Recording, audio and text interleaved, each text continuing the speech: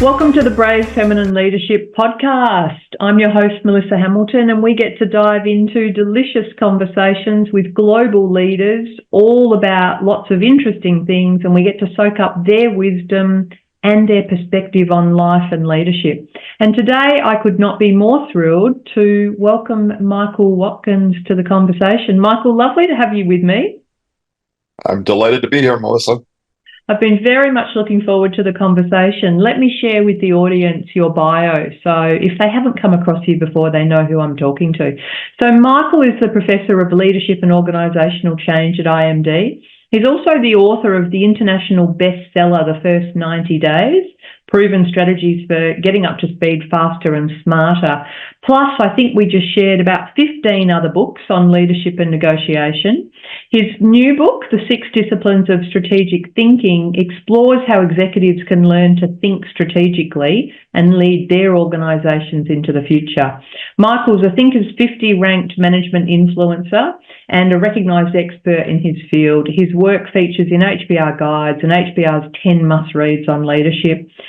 And over the past 20 years, he's used that first 90 days methodology to help leaders make successful transitions, both in his teaching at IMD, INSEAD, and Harvard Business School.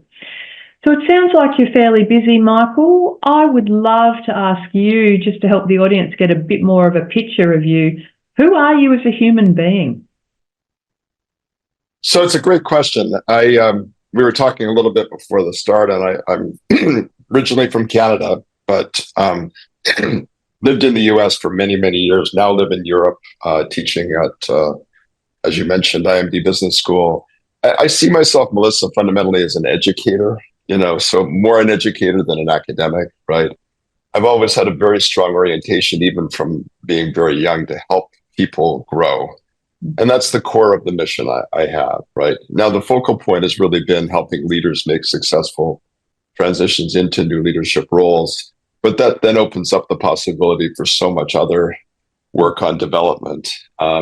Probably my favorite part of what I do, it's a little bit of a balance. I do love the writing, but is the coaching and the working with leadership teams. And I'm really excited to be here and able to talk with you. How did you get into this? How did you sort of enter the whole world of, I guess, becoming an academic and an author? I would love to tell you that it was a carefully, thought through plan that took me step by step, to the pinnacle of success. The reality is it really was a little bit of a random walk through, engineering and then out into the business world for a while. But just realizing that the core of my, vocation and mission was in thinking and writing. And so I ended up going to Harvard and doing a PhD there. But even there, I initially was very focused on quantitative work, right? My PhD was in applied math, right? Decision theory and game theory. And I but very quickly realized the human side of things was really more interesting to me. And that it's not that you can't bring rigor to the human side of things, but the mathematics in the end didn't really satisfy me.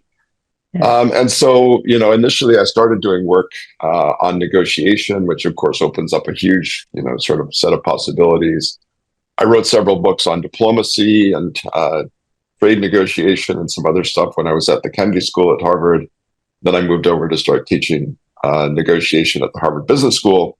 And that was kind of the entree into the work on leadership. Okay, fantastic. Now, your team, you and I sort of touched on this briefly before, but, I had the pleasure of meeting with some of your team before you and I got together for the podcast. And they couldn't believe that I knew you from your latest book around the 6 disciplines of strategic thinking, and that I hadn't found you through the incredible bestseller, The First 90 Days. I do love the book, The First 90 Days, and I wish that it had been recommended to me when I first stepped into my own CEO role.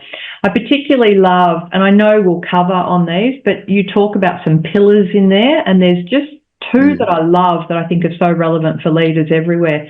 One is about pillar 2 on developing personal discipline.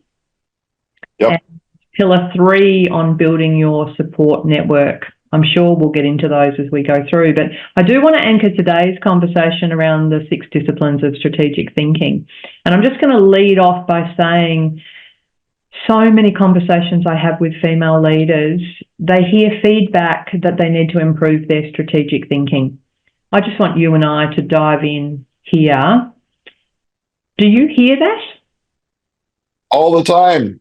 Yeah. And this was one of the big reasons why I ended up doing the research and writing the book, right? And I should say, my own personal coaching practice, and I'm not quite sure why, but I've ended up coaching a lot of very senior women and people of color. And, yeah, I mean, but I should say, by the way, Melissa, not just women and people of color, many people are told, you need to be more of a strategic thinker. And they say, well, what does that mean? And people go, well, I know it when I see it. And that's not really very helpful, right? And it can be, by the way, a cover for, it makes me uncomfortable. You're a woman leader. There can be lots of things that sit underneath that sort of you're not being strategic enough. And I really am looking forward to unpacking that with you, because I do see it used as a way to kind of almost limit people's opportunities, right? I mean, I say to you, Melissa, you're not as strong a strategic thinker as you need to be, or as you mentioned earlier, you don't have the executive presence or leadership presence that's necessary. And then you say, okay, well, what's the most important things that top executives need to have? Yeah. Strategic thinking and executive presence, right? And so, some of the research on leadership capabilities is, as you know, has shown that on many capabilities, women are ranked higher than men are, except for the ones that matter really to get to the top, which to me strikes me as like highly convenient that that's the way it kind of works out, right? You're a great lower level leader, but that stuff, that magic sauce, that pixie dust that you need to really go to the top is you just don't have it. It's not quite there. And I think you're referring to there, and there's a lot of research, but one was I think it was the Zenger-Folkman research that pulled that out. And the thing that fascinated me with that research was that by the time we reached 50, there was no discernible difference, though, in females or males in strategic thinking. So magically, and I feel lucky I'm 52 now, magically by the time we our strategic thinking is equal. So let's just take a step back from that. What is strategic thinking? Sure. So one of the initial pieces of work I did on this was really to try and unpack what do we mean by strategic thinking, right? Because, and I was doing interviews with senior leaders, with HR and learning and development professionals, and asking them the question, what is strategic thinking? And very often the initial response was kind of the furrowed brow, and then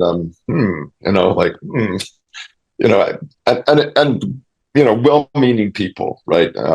Not out to kind of, hold people back, but without a precise view of what strategic thinking is. And without a precise view of what strategic thinking is, we can't hope to assess it equitably, right? Rationally, we can't really do it in a rigorous way, which then opens up the possibility that it's kind of how I feel about you that determines whether I think you're a strategic thinker or not, or how much access you have to doing strategic thinking type work, or how you communicate about what you do. It's not really a good measure, right, of your capability, Melissa Hamilton, as a strategic thinker. And then, of course, if you can't assess it, it's really hard to then develop it. And we'll talk about it, I'm sure. I do believe you can develop that capability. But the starting point, as you say, is just to understand, well, what are we talking about here fundamentally, right? And I've been privileged to work with many senior executives, some of whom are absolutely outstanding strategic thinkers and have taken their organizations in incredible places, largely through their ability to do that, to think strategically. And so, where I began with the work on defining strategic thinking is in kind of what it needs to do, right? What does strategic thinking need to do, right? And the definition I came up with is that strategic thinking is the set of mental disciplines that let you as a leader, right, recognize emerging challenges and opportunities, prioritize the right things, and then critically mobilize your organization to do something about it, right? So that recognize, prioritize, mobilize cycle, and the ability to move through that cycle pretty rapidly, but also more effectively, right? The recognize is you see things that others don't. You make connections between things that others don't. You do it faster, perhaps, than other people do, right? The prioritization is that ability, to discipline yourself to focus on the few key critical things that you need to do. I see that self-discipline, that focus is part of strategic thinking, right? And then the mobilization piece, which, I think folks, when they, read the book, they kind of, there was again a bit of a, how does mobilization fit into strategic thinking? But it's absolutely critical, right? You can have the best strategic vision in the world, and if you can't communicate it to your people powerfully and simply, if you can't engage your team in solving the right problems, if you can't navigate the political environment within which you're operating, you're not going to take your organization anywhere. And each one of those has elements of strategic thought in it, right? I mean, I mentioned I taught negotiation diplomacy, so I got to work with some of the great negotiators internationally in the world. And what you notice is just the habits of mind that they have around, for example, building alliances, right? And they're very strategic in how they go about building alliances. So that would be an example. And then, from the recognize, prioritize, mobilize kind of construct of what it needs to do, then you can start to say, okay, well, what are the mental disciplines that you need to put in place to really do that, right? And that leads us to things like pattern recognition. How do you recognize patterns, within complex, noisy environments? How do you see the signal in the midst of the noise? And how do you do that better than others do? Yeah. Systems analysis, right? We can talk about some of these, but systems analysis, having better models of how things work, mental models of how things work, so that when you push this button over here, something's going to happen over there, and it's going to create a feedback loop down here. Seeing the interconnectivity, but seeing the essential interconnectivity and not all the detail. So that's the kind of things that I was looking at. I love, and I do want to touch on each of them because I think they're critical, and you go through kind of 6 elements in there.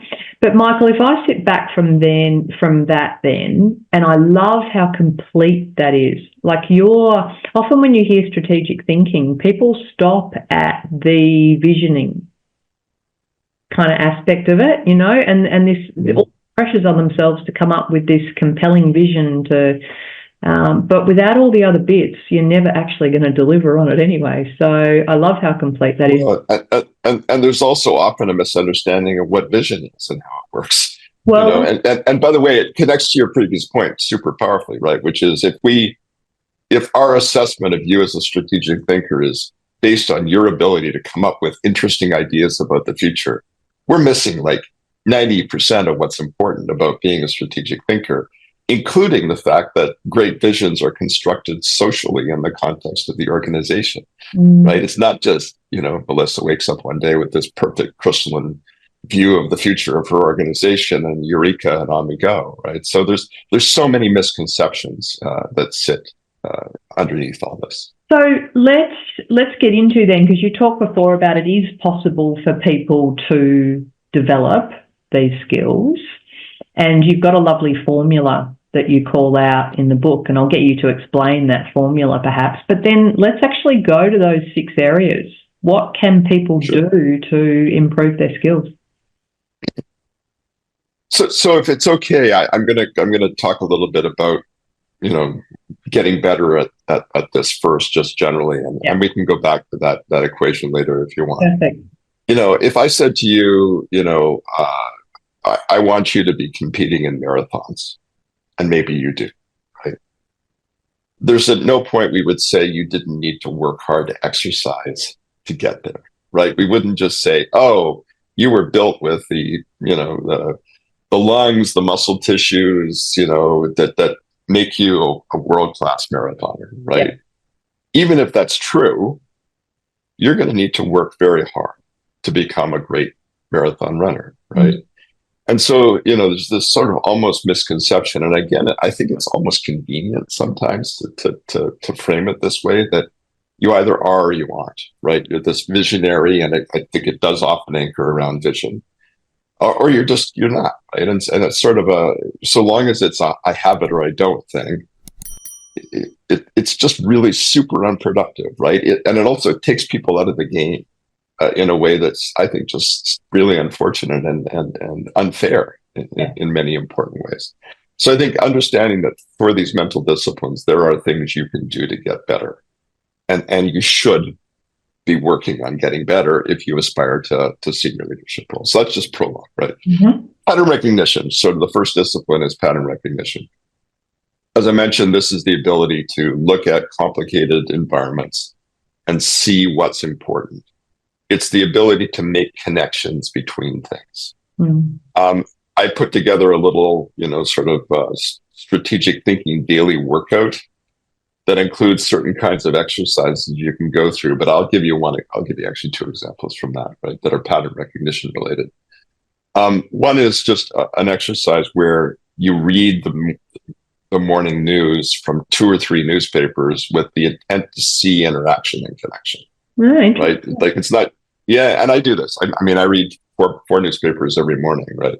But what I'm looking for is how does that there connect to this, right? And how is what's going on in the Middle East affecting, trade? I'll just give that as an example. So there's the tendency, of course, we pick up the morning news and we read it about it. You need to look for what is this telling me, right, about what's going on in the world, and do I see this connection, between what's happening here with what's going on over here, right? Mm-hmm. And it doesn't take much time to do that, but it's again a mental exercise. And the other is a bit more prosaic, which is I play a few of the New York Times games every day. Mm-hmm. And I actually compete with my kids who routinely do better than I do, honestly. But is it Wordle, or what are you doing? Well, so Wordle is one, and Wordle's a good game, but the better one for this is Connections. Okay. And there's do you know the game Connections? No, I don't so know. Basically, yeah. You're given 16 words in a 4x4 grid, and there are 4 sets of words embedded in this, and you have to figure out the connections between the words that generate those 4 sets. It's wonderful, right? Because, you take a given word and there's so many potential different meanings to that word.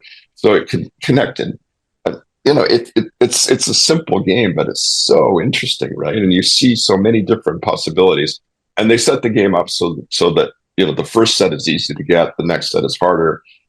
The final set's, virtually, impossible, but you can do it by getting the first 3 right done. But every so often I get that fourth. How are the scores going between you and your kids? How are the scores going? So my kids are really good at this, right? Because I got my kids thinking about stuff like this quite young, right? Yeah. We used to do stuff around the table. I encouraged my kids to play strategic games. We did a lot of word connection kind of stuff. I mean, so my poor children, right? There's probably, not probably, there's certainly many hours of therapy in their futures. But on the other hand, they're gonna be good at this, right? Because I've been at it for a long time. So that's pattern recognition. Systems analysis. So I came out of an engineering and background originally, right? So building models is part of the core of what engineers and scientists do. Mm. Why do we build models? Why do we build models of systems? We build models of systems because they let us simplify things that are very complicated down to the essential variables, right? I mean, they're not simple models, but the models they use today for weather prediction, right, are still simplifications of reality, right? They take, 1 kilometer cube parts of the atmosphere and they simplify and look at what's going on in those things, because even today with the enormous computational resources we have, you can't, get to the granularity. Yeah. So simplification is essential, and strategic thinkers build up mental models of the way things work, right? They see those, they perceive those connections, but they become part of the model of the way the world works that is embedded in our brains. Mm. And again, you can work self-consciously to build up that kind of thinking. And I'll give you one example of that, which is apprenticeship, right? Which is learning how someone who really understands the industry or the company thinks about things, right? Is a really powerful way to build up your own models about the way the world works. In the book, I also give the example of an organizational systems model I use a lot for organizational diagnosis and transformation. And it's a simplified, 6-element model of organizations: strategy, structure, systems, people, measures and incentives, culture. But as soon as you take something as simple as that and use it and apply it, it simplifies things in a way that you can focus on certain elements, you can see certain connections. Critically, I think it becomes a common language that you can talk to your team about your organization, about transformation. So that's the systems analysis part. Mental agility, I kind of, so there were originally 7 disciplines of strategic thinking, right? I originally, when I wrote the book originally, I had 7. And I just decided that there were 2 that were similar enough, and also there wasn't enough in each one of them alone to really support a chapter. So I combined them, right? And that's the mental agility chapter. And the first part of it is what I call cloud to ground thinking, right? Or level shifting is the term I use in the book, right? And so the idea is basically, look, you can look at things at a high level, or you can get down into the weeds and the detail. But great strategic thinkers are able to move between those levels of viewpoint, and they can decide what altitude to fly at. There's intentionality, right? Yeah, you were a CEO, right? There were times when you needed to look at the big picture, and there were times when you needed to get it down to the detail. You see people who are good at the big picture, but don't do well with the detail. More often, you see people who get really down in the weeds and can't take a high level perspective. Yeah. So that's part of mental agility. And the other part is sort of the chess master skill of looking forward a move or two. We do this, they're going to do that. So we should, it's that kind of thinking outward and working backward to what we need to do that I think is so essential. And again, little things you can do to develop this. So my kids, we probably play 4 or 5 games regularly. And one of them is chess.com's daily puzzle. Mm-hmm. So chess.com, world's most popular chess site. I'm not a great chess player, wouldn't pretend to be at all. Again, I routinely am embarrassed by my children. If I try to play chess with them, my older boy in particular is a very good chess player. But there's that little daily puzzle that you can look at. It takes maybe 5 minutes, and you're trying to figure through, if I do this and this and this and this. And it actually is also good for pattern recognition, because you start to see things on the board, and the research shows that great chess masters see patterns on the board, right? That people that are not outstanding don't, right? And again, it's the discipline of, asking the right questions. I'll give you another example, right? Which is a U.S. Air Force general who was active during the Cuban Missile Crisis, who was famous for asking one question, which is, and then what? Yeah. And then what? And then what? And, so working through the causal chains of, we do this, well, what's going to happen, and how are they going to react, right? And it sounds simple, Melissa, but it's, it's not. And it's a habit of mind you need to work on. Yeah. If I pause you on that, please, for a minute, the interesting thing about that I'd love your kind of thinking on, and you do talk about it, is how important in this sort of, the full definition of strategic thinking that you've provided, how important is domain expertise? And you made me think of that when you talked about chess, because chess masters see patterns, I think, because, people label it intuition at times, but it's not intuition. So this is a super, super important point, right? Which is, I'm not a believer in the generalist strategic thinker, right? I think you need to be deeply immersed in a domain to be really effective in thinking strategically within it, right? Chess is a great example. Chess masters spend tens of thousands of hours playing games, building up, their understanding of the way the game really works. They read, they study, they look at past games, right? And in the process, they build up mental models of how the game works, right? And so when they look at a chess position, a board, they're not seeing the pieces individually. They're seeing constellations of opportunity and threat.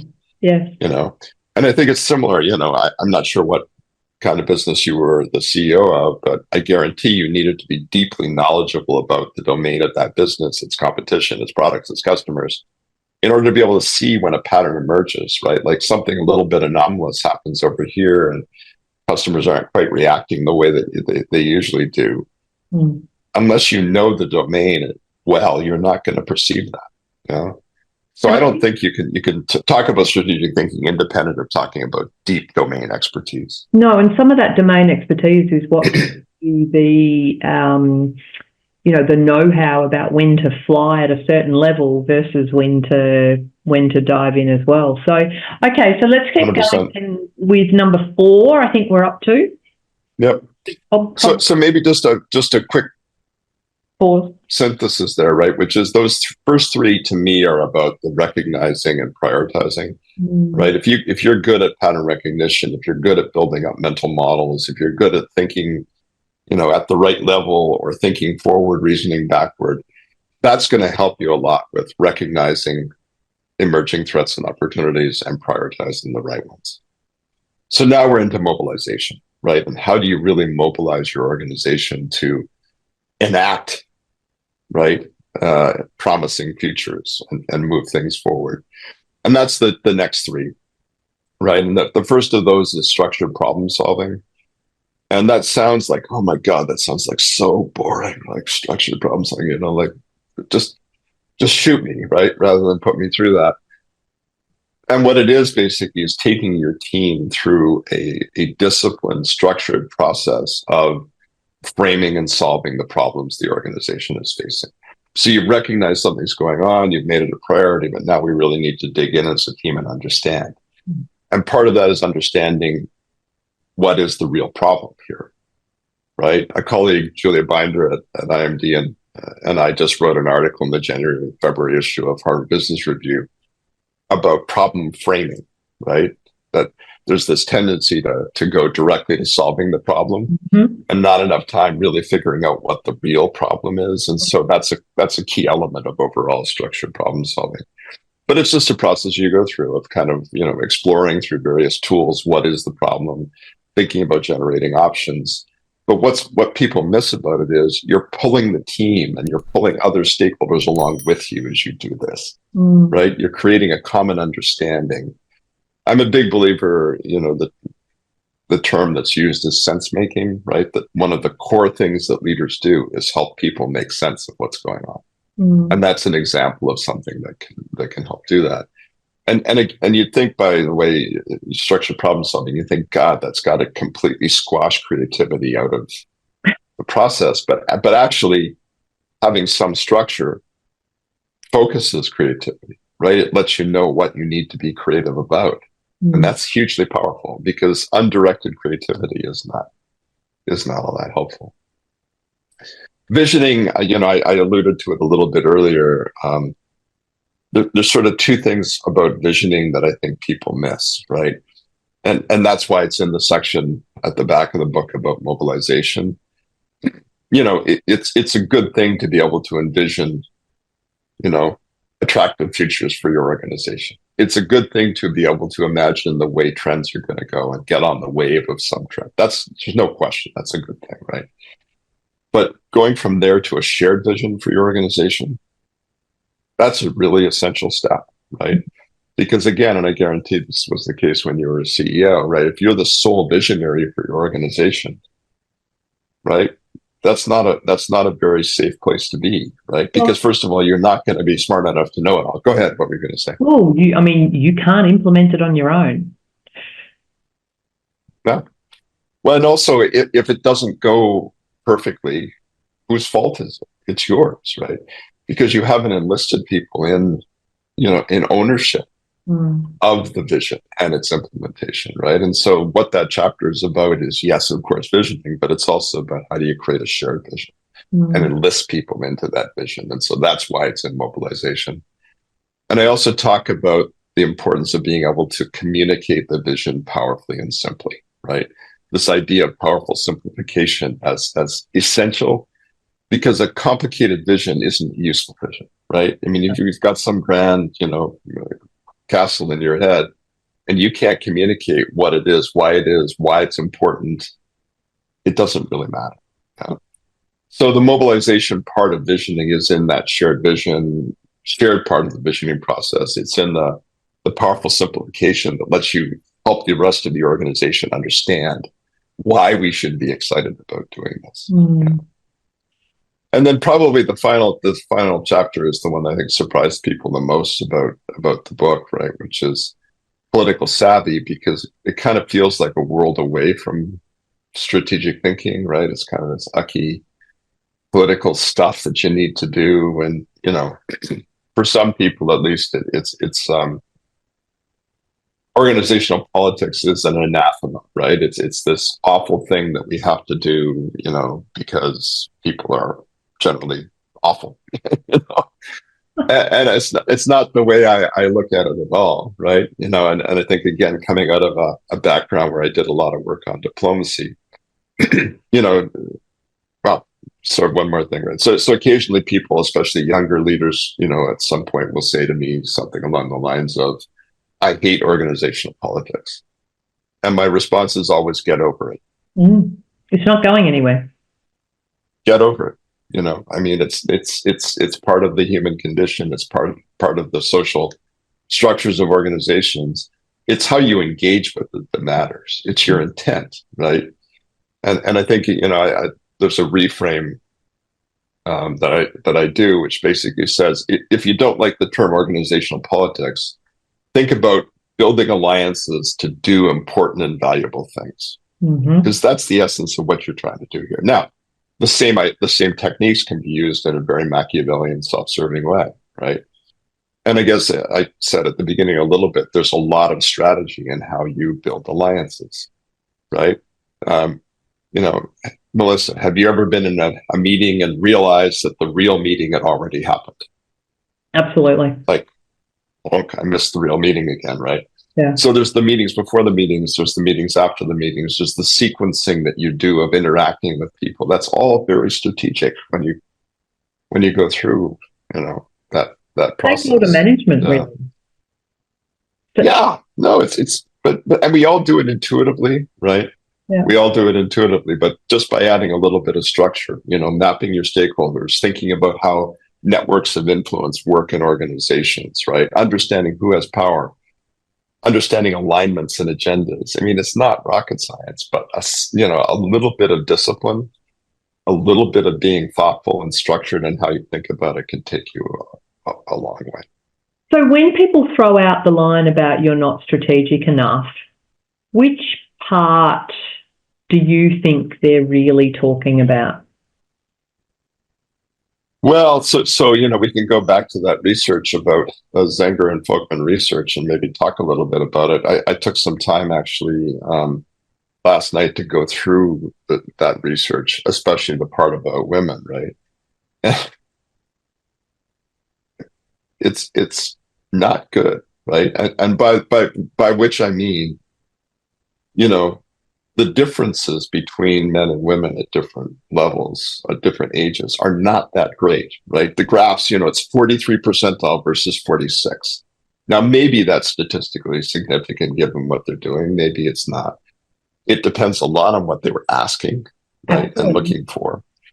And then I think that, let's not kid ourselves that bias operates in these situations, right? And so I don't think that research actually tells us very much at all about the relative capabilities from a strategic thinking point of view of men and women. In fact, I don't think it says anything at all about it, right? I mean, the other thing I noticed with the research, and it was kind of a little bit depressing to go through it, right? Because, on average, at the top, women leaders are ranked so much higher and better as leaders than men are, but there are so few of them. right? And what that tells me is they had to be so good to get there because there were all these winds blowing back the opposite direction, right? I mean, we could get into sort of career arc and do women make certain choices earlier in their careers around family that, is that the explanation for why by the time we get to 50, it's kind of equalized again? Maybe. But I think bias sits at the bottom of a lot of this, right? And I guess, that made me feel good because I'm working hard to try and come up with more objective ways of measuring this. The other thing I would say, though, too, go ahead. No, you go ahead first, and then I'll share another piece of research. Yeah. So a colleague and I recently wrote an article, a shorter article in HBR about communicating like a strategic thinker. And this, I think, is an important piece of the equation, and not just for women, but for anybody that aspires to it. I mean, people are assessing your strategic thinking capability impressionistically, right? Right. It's not that they're looking deep into your work and thinking, oh, that was a brilliant strategic insight. Is Melissa communicating with me as if she has strategic mindset? Yeah, your brain. Right. Yeah.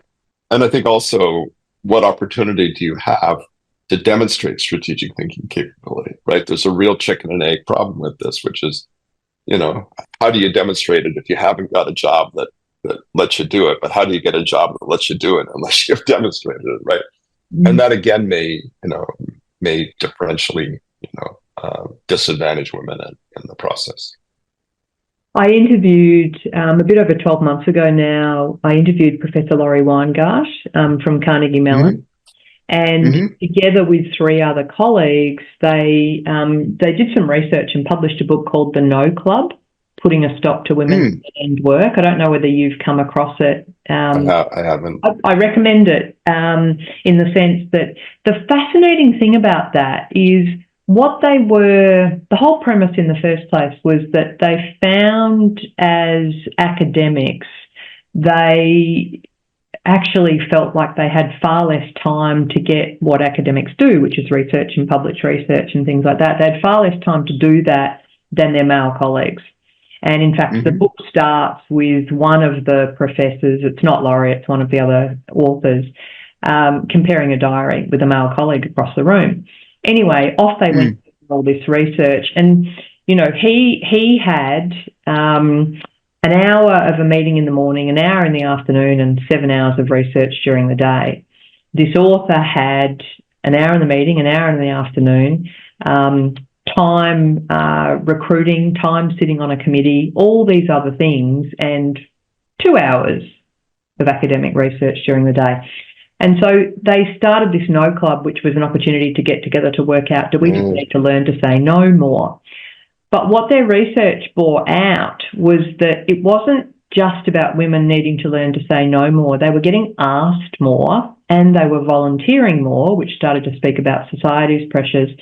But they ended up carrying, I can't remember the exact hours, so rather than misquote it, a significant amount more of work each month. The reason I introduced that research to you is one of the things that I'm curious about, and I think impacts on this, is you can't be a strategic thinker unless you dedicate time to exercising it. And if you're head down just trying to cope with your workload, or if you're head down running back to back from meetings all the time, you can't possibly do the things you refer to in your book, which is a time aside to see the patterns, to read the newspaper each day, to look for those things. Tell me, absolutely. Do you see that? Oh, absolutely. There's this whole, I don't know the specific research, but this whole idea of women's work, right? And all the essential work that women do to make sure that the machinery of the organization runs well, but which is not rewarded. Yes. Right? Is not rewarded, right? What's rewarded in academia is, do you publish your research in top-ranked journals? Yes. Yes.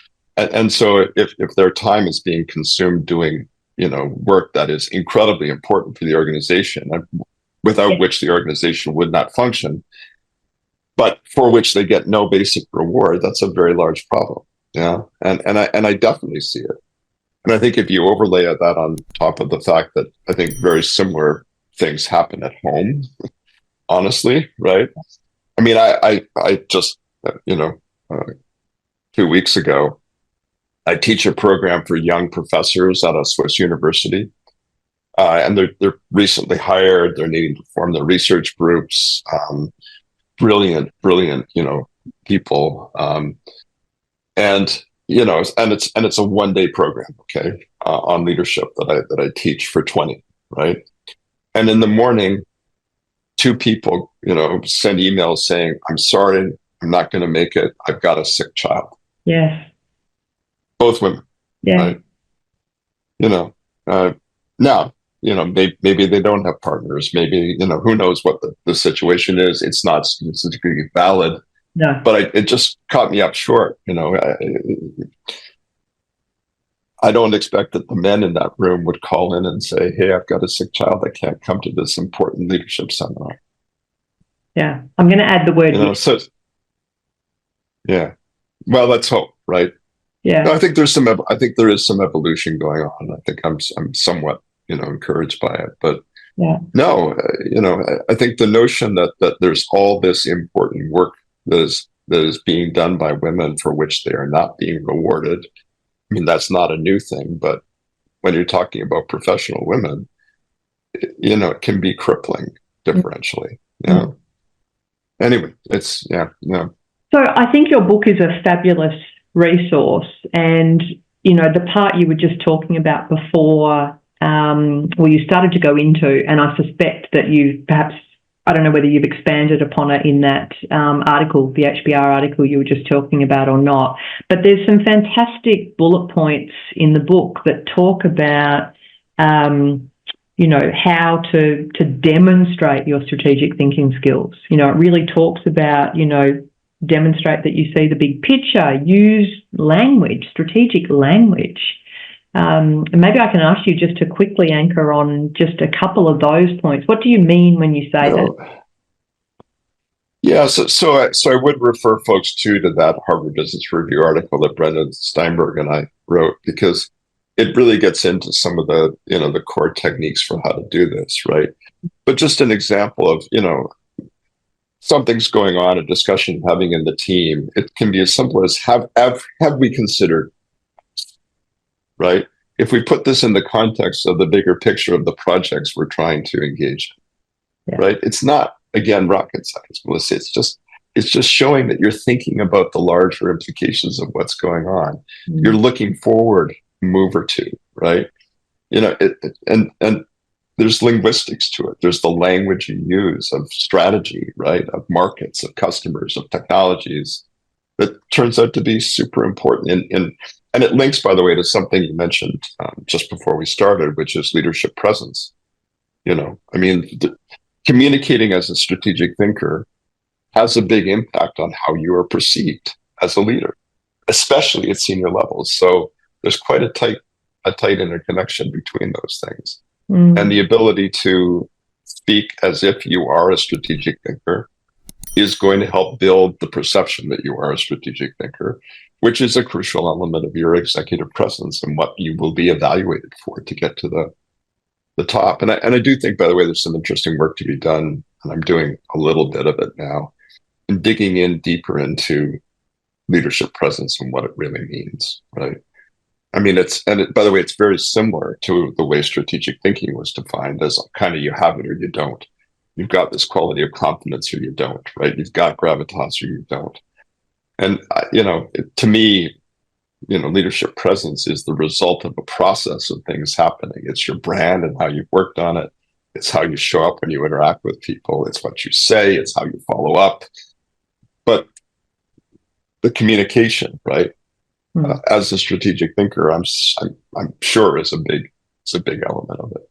I did see, I think there's a Thinkers 50 article that you published recently that starts to talk into that. So I just want to say thank you. I feel very grateful that someone is taking some of these terms like strategic thinking and presence and translating them from what has been a fairly vague and nebulous kind of catch-all sometimes. I'm really pleased to see someone pulling them apart to the extent that perhaps we can give people useful direct feedback on how to grow. Well, and I think for women in leadership, the more objective we can be about what this is, the better. Yeah. Because that helps cut through some of the bias, right? That is unquestionably out there. That's it. And that feels like a really good time for me to ask you the question that I ask everybody, which is really to do with the name of the podcast. But when I use the term brave feminine leadership, what does it mean to you, Michael? And do you think it needs to change?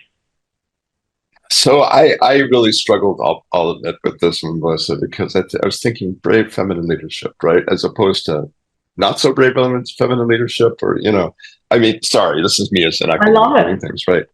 Yeah. And then it got me thinking about, the women in my life, especially my mother and grandmother, who were both incredible leaders who were held back so awfully from realizing their potential as leaders. It got me thinking about, especially my grandmother, right, who during the Second World War occupied a position, of fairly considerable authority in a big manufacturing plant making fighter aircraft in my hometown. And then after the boys came home, was told to go home, and was forced to go home, right?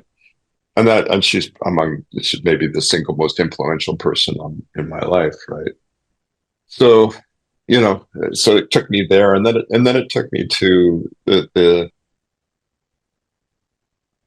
masculine, feminine qualities kind of thing, side of things, right? Which is, I think, you can go, because you can have, there's feminine qualities, of empathy, inclusion, positive change that men benefit from, having too, right? So there's that kind of masculine, feminine energy piece, So you got me thinking a lot, Melissa. I guess it's what it boils down to, right? I love that. But I don't want to miss the bravery part, because I think that's super important. I think courage, especially these days, is a crucial element of leadership, not just for women, but for everybody. But maybe it connects to this saying no piece, right? Having the courage to say no. Maybe the bravery is as much about carving out your ability as a woman to be a leader, right? As anything else. I know that's not a super concise answer, but you got me really, really pondering things. I feel honoured and privileged to have got a deep thinker really thinking about those couple of words together. So thank you so much for that. I just highly recommend your resources to leaders. I think there's some absolute gold in there. So, on behalf of all of our audience, Michael, thank you so much for the work you do. Please keep going with the work you do. And thank you for joining our conversation. I'm not slowing down yet, so stay tuned. Thank you so much for the conversation.